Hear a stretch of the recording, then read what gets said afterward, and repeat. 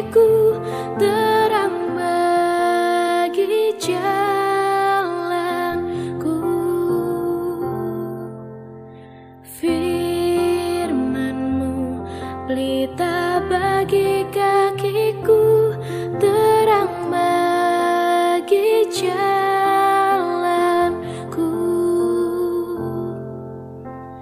Waktu ku bimbang dan hilang jalanku, tetaplah Kau di sisiku. Dan takkan ku takut, asal Kau di dekatku, besertaku selamanya. Oh, firman-Mu pelita bagi kakiku, terang bagi jalanku. Firman-Mu pelita bagi kakiku, terang bagi jalanku. Terang bagi jalanku, terang bagi jalanku.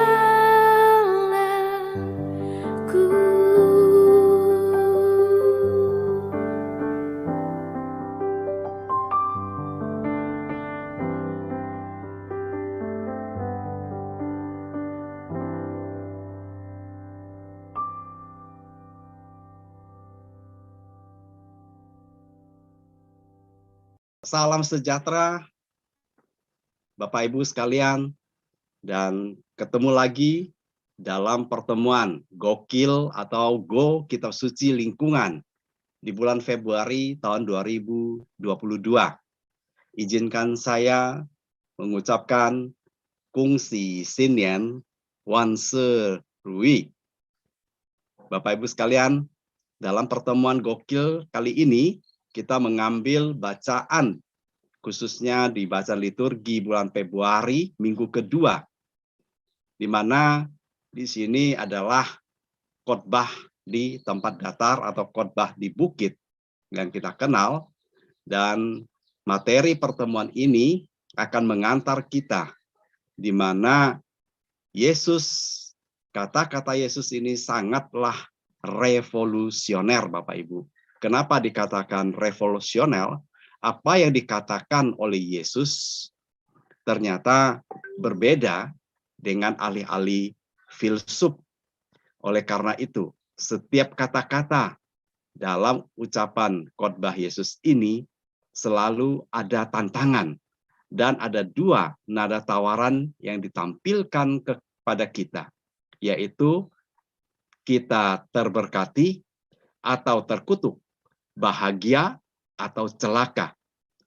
Kembali kepada pilihan kita masing-masing. Kita mau yang mana? Baik, saya akan membacakan kitab Injil Lukas bab 6, 17, 20 sampai dengan 26. Ayat 17. Lalu ia turun dengan mereka dan berhenti pada suatu tempat yang datar. Di situ berkumpul sejumlah besar dari murid-muridnya, dan banyak orang lain datang dari seluruh Yudea dan dari Yerusalem dan dari daerah pantai Tirus dan Sidon. Lalu Yesus memandang murid-muridnya dan berkata, "Berbahagialah, hai kamu yang miskin, karena kamulah yang punya kerajaan Allah. Berbahagialah, hai kamu yang sekarang ini lapar, karena kamu akan dipuaskan. Berbahagialah, hai kamu yang sekarang ini menangis, karena kamu akan tertawa. Berbahagialah kamu jika karena Anak Manusia orang membenci kamu, dan jika mereka mengucilkan kamu dan mencela kamu serta menolak namamu sebagai sesuatu yang jahat, bersukacitalah pada waktu itu dan bergembiralah, sebab sesungguhnya upahmu besar di sorga, karena secara demikian juga nenek moyang mereka telah memperlakukan para nabi. Tetapi celakalah kamu, Hai kamu yang kaya, karena dalam kekayaanmu kamu telah memperoleh penghiburanmu. Celakalah kamu, karena yang sekarang ini kenyang, karena kamu akan lapar. Celakalah kamu yang sekarang ini tertawa, karena kamu akan berduka cita dan menangis. Celaka kamu jika semua orang memuji kamu, karena secara demikian juga nenek moyang mereka telah memperlakukan nabi-nabi palsu. Bapak, Ibu yang terkasih di dalam Kristus, bacaan Injil Lukas 6 ini adalah ketika Yesus sedang berkarya di Galilea. Dan banyak sekali menarik banyak orang. Dan murid-murid lain datang untuk mengikutinya. Dan Yesus dikatakan, dia datang ke tempat yang datar, yaitu di bukit. Yesus mengajar murid-muridnya bagaimana seorang murid harus bertindak di dalam dunia ini. Nah, tema sentralnya adalah tentang kebahagiaan. Bukan karena bahagia memiliki kekayaan harta benda di dunia ini, melainkan karena bahagia orang-orang yang miskin, yang disingkirkan, yang dikucilkan. Ajaran Yesus dialamatkan kepada siapa? Tentu kepada sejumlah besar dan murid-murid orang banyak yang mengikutinya. Nah, pertama, di dalam cerita ini, Yesus turun, dikatakan dia turun, di sini dia berhenti di satu tempat yang datar, di dalam Lukas 6 ayat 17, dalam Injil Matius agak sedikit berbeda, khususnya Matius 5 ayat 1, Yesus dikatakan duduk di atas bukit. Nah, di sini di dalam Lukas, Yesus turun dari gunung ke tanah yang datar, seperti Musa. Yang datang dari seluruh Yudea, dikatakan demikian. Di sini juga seluruh Palestina. Artinya apa? Bahwa pemukiman orang-orang Yahudi dan Galilea itu semua datang di sana. Bahkan tidak hanya orang-orang Yahudi yang tinggal di daerah sekitar itu, tetapi datang juga dari orang-orang non-Yahudi, yaitu daerah Tirus dan Sidon. Nah, artinya bahwa yang datang kepada Yesus adalah, yang ingin mendengarkan pengajarannya adalah orang-orang di seluruh dunia. Artinya semua orang datang ke situ. Nah, di sini dikatakan bahwa orang-orang lapar, orang-orang yang miskin, orang yang menangis di dalam Lukas 6:20 adalah orang-orang yang selalu dipandang orang yang terakhir, orang yang tidak penting, orang-orang kecil. Di dalam Markus 10 ayat 31 dan juga Markus 18 ayat 10, di mana orang-orang miskin ini ada satu pengharapan, ada satu hiburan buat mereka, di mana pintu pengharapan dan keselamatan mengalir, terbuka bagi mereka. Kenapa? Pertanyaannya, Allah berkenan kepada mereka. Sebab Allah mengasihi mereka yang tidak pernah menempatkan kepemilikan duniawi di atas Allah. Nah, sedangkan orang-orang kaya, orang-orang yang berkuasa, orang-orang yang sombong, congkak, mereka tidak berbela rasa kepada sesama dan hanya mengandalkan harta dalam hidupnya, maka dikatakan mereka ini seperti yang dinyanyikan oleh Maria di dalam Kidung Agungnya di Lukas 1 khususnya 51 dan 52. Bunyinya demikian. Ia memperlihatkan kuasanya dengan perbuatan tangannya dan mencerai-beraikan orang-orang yang congkak batinnya. Ia menurunkan orang-orang berkuasa dari tahtanya dan meninggikan orang yang rendah. Ia melimpahkan segala yang baik kepada yang lapar dan menyuruh orang yang kaya pergi dengan tangan hampa. Nah, di sini yang dimaksud adalah mereka-mereka ini orang-orang yang sombong, kaya, yang mengandalkan kekayaannya, nasibnya akan seperti itu. Dan dikatakan juga celakalah mereka yang mengandalkan hartanya dan mereka lupa untuk memperhatikan sesama yang susah. Dalam kisah ini kita bisa membaca di dalam Lukas 16 ayat 19-30 tentang seorang kaya yang selalu berpakaian bagus, berpakaian ungu, ya, dia lupa untuk memberi sedekah atau makan kepada sesamanya yang kita tahu Lazarus, ya, yang menantikan sisa-sisa dari makanan orang kaya ini. Dan bukan hanya itu, Lazarus harus berjuang untuk merebut makanan bersama anjing-anjing. Nah, inilah yang dikatakan orang-orang yang celaka, tidak memperhatikan orang-orang yang susah. Dan orang yang sekarang dikatakan menangis karena dunia sudah dikuasai oleh dosa dan kejahatan sehingga orang tidak berdaya, ya, dan dia diperlakukan tidak adil. Dan di sini ada pengharapan. Allah mengatakan pada mereka bahwa mereka yang merindukan sinar kebenaran dan kasih Allah, mereka selalu berpengharapan menyambut kedatangan Yesus, maka berkat-Nya turun, membebaskan, menyembuhkan, dan mengampuni dosa-dosanya. Dan apa upahnya? Upah yang mereka terima adalah kebahagiaan. Seperti yang dinyanyikan pemazmur, orang yang menabur dengan menangis akan menuai dengan sukacita dan bersorak-sorai.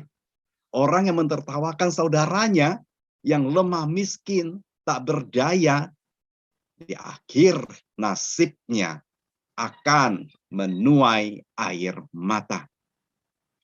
Nah, Bapak Ibu Saudara sekalian, bahagia dan celaka adalah menyangkut kehormatan dan status sosial.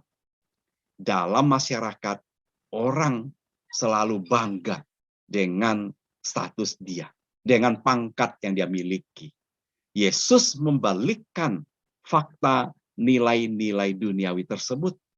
Yang berbahagia bukan yang dipuji karena kedudukannya, bukan dipuji karena status sosialnya, melainkan mereka yang setia dalam janji Kristus, ya, mereka yang setia dalam firman-Nya. Nah, dalam karyanya di dunia, Yesus kita lihat senantiasa setia. Namun, kesetiaan Yesus sendiri pun, dia mengalami celaan dari lawannya. Bahkan ada yang mengkomentar, mungkin Bapak Ibu masih ingat, dia mengusir setan dengan kuasa Beelzebul di dalam Lukas 11 juga, ayat 14 sampai dengan 15. Demikian pula para rasul. Mereka ditangkap karena menyembuhkan orang-orang sakit dalam nama Yesus, dan mereka tidak senang dan mereka tidak suka.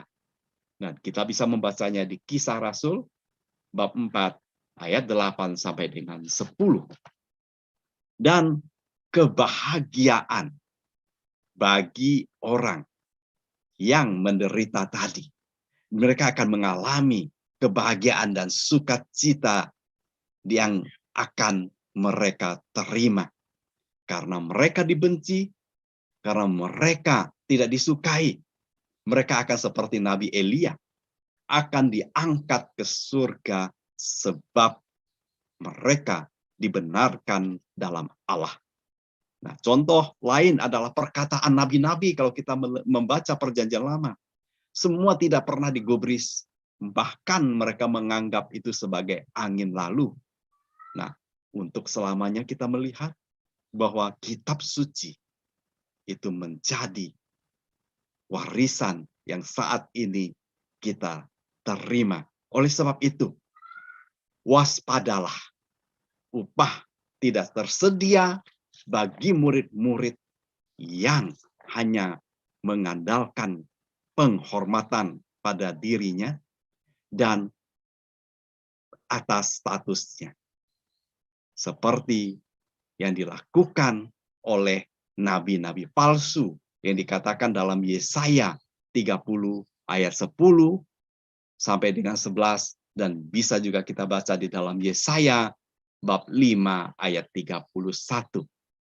Nah, sebagai refleksinya bagi kita, saudara-saudariku, pengajaran Yesus ini adalah wujud perutusannya, yaitu memberitakan kabar baik kepada siapa? Kepada orang miskin, kepada orang yang menangis, mereka yang kekurangan, baik kekurangan pangan, dan oleh karena mereka miskin karena dianiaya, apakah refleksinya kita siap keluar dari zona nyaman kita untuk membantu, menyapa mereka, dan memberikan penghiburan kepada mereka yang sengsara, dan memberikan kekuatan moral, mental, spiritual, serta berani berkorban harta milik kepada orang miskin dan lapar? Dan apakah mungkin kita yang saat ini ada di sekitar kita, ya, ada orang yang miskin, lapar, menangis, dan orang-orang disingkirkan karena nama Yesus, dia harus mengalami kebahagiaan? Nah, kita coba refleksikan bersama. Apakah mereka bahagia ketika mereka sedang mengalami kesusahan? Nah, dan mengapa murid-murid yang kaya, kenyang, tertawa, dipuji-puji, dikatakan mereka ini celaka? Coba kita merenungkan bersama-sama. Oleh karena itu, Bapak Ibu, coba baca di Lukas bab 6 ayat 20. Kata kamu kita ganti kata-katanya dengan kami. Kamu diganti dengan kami. Maka kita akan dapat merefleksikan semua ini di dalam kehidupan kita, di dalam status sosial kita, di dalam kehidupan kita sehari-hari. Baik, Bapak Ibu, saya akan mengajak sekalian kita untuk berdoa. Semoga Bapa yang Maha Rahim mau melihat dan juga mau membantu kita dalam kesesakan kita. Dalam nama Bapa dan Putra dan Roh Kudus. Amin. Ya Bapa yang Maha Rahim, terima kasih atas sabda bahagia dan peringatan yang Engkau ajarkan kepada kami dalam bacaan Injil Lukas hari ini. Buka hati dan pikiran kami dengan Roh Kudus-Mu, agar kami dapat melaksanakan dan melakukan sesuai dengan hikmat yang boleh kami terima. Dan kami mau melakukan khususnya kepada saudara-saudara kami yang saat ini yang sedang punya masalah, yang sedang sakit, yang sedang punya persoalan-persoalan sosial yang disingkirkan, yang miskin, yang menyebabkan mereka menderita. Mungkin salah satunya adalah juga kami sebagai penyebabnya. Tuhan, doa ini kami sampaikan dengan perantaraan Kristus yang hidup dan berkuasa bersama Dikau dan Roh Kudus, kini dan sepanjang segala masa. Amin. Demi nama Bapa dan Putra dan Roh Kudus. Amin. Semoga renungan ini dapat memberikan inspirasi dan memberikan kekuatan kepada kita semua. Amin.